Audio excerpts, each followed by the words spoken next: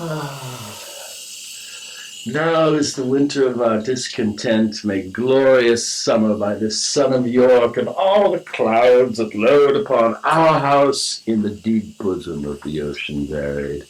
Now are our brows bound with victorious wreaths, our bruised arms hung up for monuments, our stern alarms changed to merry meetings, our dreadful marches to delightful measures.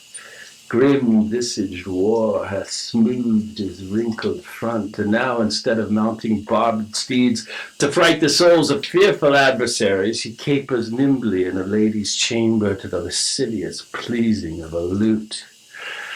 But I, that am not shaped for sportive tricks, nor made to court an amorous looking-glass, I that am rudely stamped and want love's majesty to strut before a wanton ambling nymph, I that am curtailed of this fair proportion, cheated of feature by dissembling nature, deformed, unfinished, sent before my time into this breathing world, scarce half made up, and not so lamely and unfashionable that dogs bark at me as I halt by them.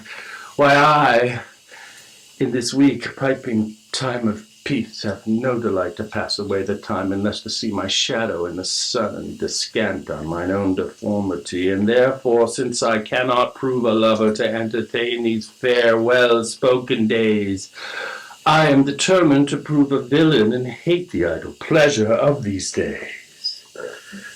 Plots have I laid, inductions dangerous by drunken prophecies, libels, and dreams, to set my brother Clarence and the king in deadly hate the one against the other.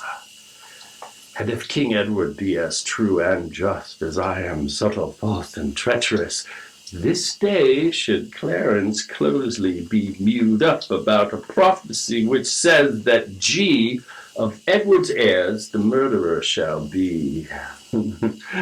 Dive thoughts down to my soul. Here Clarence comes.